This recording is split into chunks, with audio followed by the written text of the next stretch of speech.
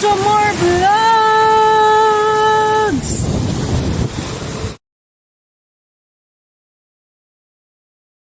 What's up mga kapatid? Gutom ni Amor Vlogs! So yun guys, napakaaga natin gumising ngayon. Dahil nga naghahanda tayo guys, kasi pupunta tayo sa DFA. Yun, DFA Lucena tayo guys. So yun nga, nagluto na ako, maaga ako nagluto. Guys, nakita nyo, yun ang ating Podolsky ngayon. Corn beef lang, na inano sa tubig. Tapos, yun nga yung ating ito. Nga guys. Tapos itlog, luto, itlog. So kailangan natin kumain guys, kasi ang sakit na ng ulo ko guys. Grabe sakit na ng ulo ko. So kailangan ko kumain para ako nangihina na iwal, kumain tilihan. So yun, tapos mamaya maliligo na rin ako. Tapos tong buhok kong napakapangit guys, no, ipa-plancha ko na lang to, yung buhok natin, para magmukhang tao naman tayo pagpunta natin sa DFA at pag ano natin ng passport natin, eh, di ba? Mukhang tao tayo. So yun, kumakain lang ako guys, tapos maliligo na, preparation. Sunduin kami ng 7. Sunduin kami ni Mamang Richwell, Rosewell. Kamaya 7 o'clock. 7:30 nandun kami sa terminal. 7:30 to 8 school, nandun kami sa terminal. Tapos, yun. Biyahe na. Tapos siguro dating namin doon, kung di traffic, dating namin doon is 10 o'clock. 10 o'clock ang dating. Tapos, konting tambay-tambay lang doon hanggang sa mag 1 PM yung slot ko, schedule ko, yun. Siguro mga 1 oras lang yun. Siguro wala namang masyadong tao ngayon na nagpaparenew ng passport, no? Kaya, yun.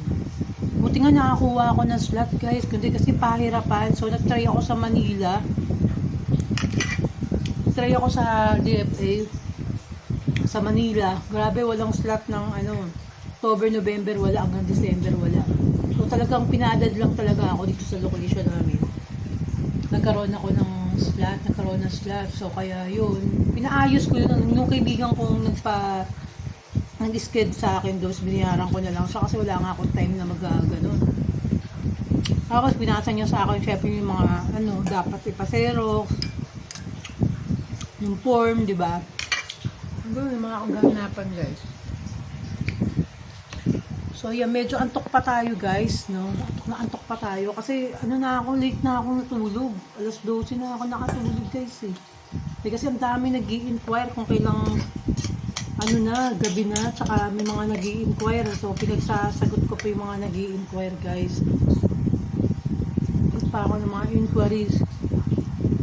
Yun, tapos di pa ako makatulog kasi parang naiinitan ako na sakit na ulo ko. Ewan ko ba naman nangyayari sa akin. Parang hindi ata pwede na hindi ako kakain talaga na ano. Hindi ako kakain guys ng gabi. Parang maaga pa lang kailangan. Siguro mga katulad ng ginagawa ko, maaga pa lang kailangan nakakain na ako mga 5 o'clock. Magdi-dinner na ako niya ng 5 o'clock kasi nga gugutumin nga ako, as in talagang ang sakit-sakit ng ulo ko guys. Wala ako ng kanin.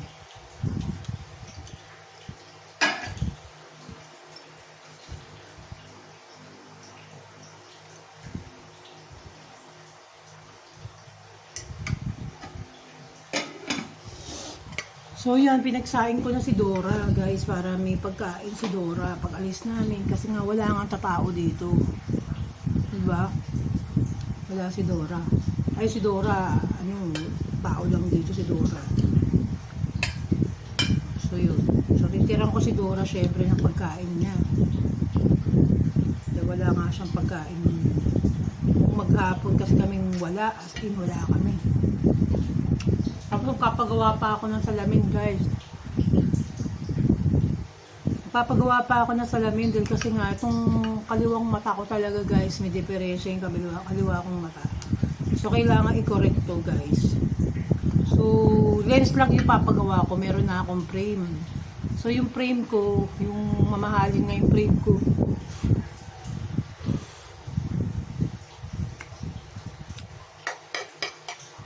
Mamahalin nga yung frame guys eh. Branded pa talaga yung frame na gagamitin ko, yung Ray-Ban ko. Kasi yung Ray-Ban ko guys, nakatambak lang. Hindi ko ginagamit yung Ray-Ban ko guys na salamin. Hindi ko nagagamit. So para magamit ko na, palalagyan ko na lang siya ng lens guys na grado ng mata ko. Kailangan kasing makorekto kasi meron akong stigmatism sa kaliwa. Kailangan maagapan kasi. Oo, parang siguro dahil din sa sumasakit ng mata ko. Pero yung iron spec, yung iron spec na ginagamit ko guys, okay siya. Okay siya guys yung iron spec eh. Nawawala yung stress ng mata ko dun. Kaya lang, kailangan talagang i-correct kong ano ko eh. Kasi ilang years na ako gumagamit ng iron spec. Siguro 2 taon na ako gumagamit ng iron spec guys eh. Pinapatakan ko nga ng quantum into guys. Medyo lumilinaw siya. So ngayon, pag tinakpan ko siya, yun na naman yung paningin ko. Guys, hindi siya buo yung nakikita ko. Katulad niya no, yung nakikita ko na ano ko, malinaw siya guys. Kaya lang, yung object, so katulad nito, pag malapitan, nakikita ko siya ng buo. Pero pag malayuan na guys, katulad nung sa harapan ko, hindi ko makikita yung mukha niya na buo siya. Makikita ko yung mismong object na yun na nakatabingi. Guys, hindi ko alam kung ba't ganun. Nakatabingi. Tapos, hindi na ako makakabasa niya. As in talagang nakatabingi guys. Sobrang, ayan, ano, tabingi sa malayo. So, alam kung bakit siya ganun guys.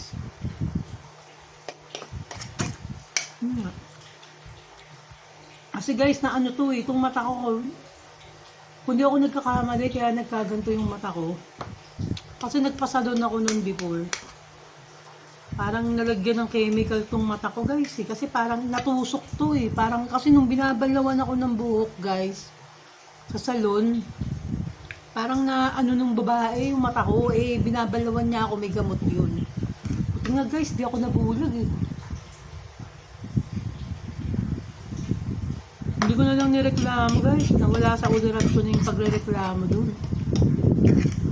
Kasi nagmamadali siya na banlawan yung buhok ko. Ganun ako, nakiga ako guys. Na ano yung kaliwang mata ko. Doon yun sa may Mandaluyong guys, sa may marketplace malapit sa Mandaluyong. Yung salon doon. Hindi ko alam kung nandun pa yung salon na yun. Oh guys, grabe. Tsaka talagang ano to, delikado talaga tong mata ko na to. Madalas siyang ma-irritate yung mata ko. Ma-irritate yung mata ko guys. Kaya lagi kong nilalagyan ng salamin. Yun. Tsaka laging parang pagod na pagod tong side ng mata ko na to. Hindi ko alam. So, yung nangyari.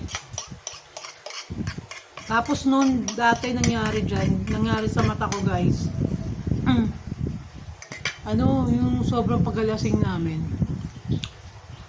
Yung tropa ko, may amats pa ako noon. Amats pa ako guys, sobrang paggalasing ko. Yung mata ko guys, walang non-stop na lumuluwa. Non-stop na lumuluwa yung mata ko. Tapos, bumabaksak guys. Gumaganon yung mata ko, bumabaksak kung gumaganon. Parang pagod na pagod, hindi maidilot, gumagano, bumabaksak yung kaliwa ko. Hindi ko alam kung ano nangyari guys. Hindi rin mapaliwanag ng doktor kung ano nangyayari doon sa mata ko. Ganun. Mas hanggang yun na.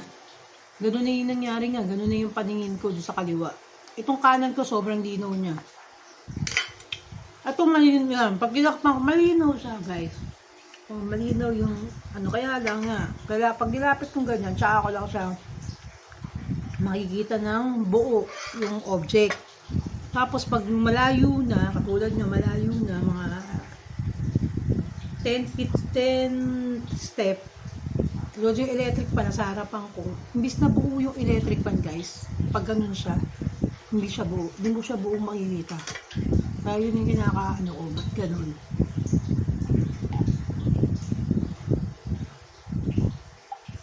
Kaya comment lang kayo guys kung anong dapat gawin ba talaga. Pero non-stop na pinapatakan ko siya ng quantity. Kaya luminis nga yung mata ko guys eh. No? Tsaka ang galing din naman ng Ion Spectre kasi nga ano siya guys, ano yung nakakaalis ng stress sa mata. Kaya lang yung talagang kailangan, yung pagod ng mata, yung stress, ganun nakakaalis. Kaya lang yung talagang dapat i-correct. Hindi ko pa alam guys kung mako-correct. Kung bakit ganun, 2 years ko nagagamit pero hindi pa siya nako-correct ng ganun. Dalawa kasi yung Ion Spec na salamin ko guys eh. Yung pinaka mabisang Ion Spec na gamit kong isa, hindi ko pa nagagamit guys. Pero kailangan ko na talagang magsalamin siguro para, kasi minsan pagod na pagod tong kaliwa kong mata eh. Yung parang alam mo yung feeling na parang may tumutusok sa kaliwa ko guys, at sakit. Tapos pag gumanyan ako, parang ang sakit guys. Wala, ano nangyayari. Kaya nga pinapatakan ko siya everyday nung Quantum in class, nakakatulong din yun. Then kasi lumilinis yung mata ko guys, lumilinis. Ayan, ang laki ng nilinis ng mata ko. Puti na ngayon guys. Dati kita-kita yung pinaka-ugat niyan. Ngayon, ayan, malinis na siya guys. Sobrang linis na ng mata ko. So, yun lang yung mga ganap guys. So, magpre-prepare na ako. Maliligo na. Naantok pa talaga ako. Pero wala tayong magagawa guys. Kailangan natin kumilo. So, yun na. Prepare na ako. Matutulog. Maliligo na. At ayusin natin tong ating buhaghag na buhok na hindi mo maintindihan. Pero guys, ayan o. Tumino na yung buhok ko guys. Dahil dun sa nilalagay kong coconut, yung castor oil ng Lux Organic guys. Ayan o. Tingnan nyo guys, oh, umano na yung buko. Parang nag-oily na yung taas ng buko na wala na yung pagka-dry.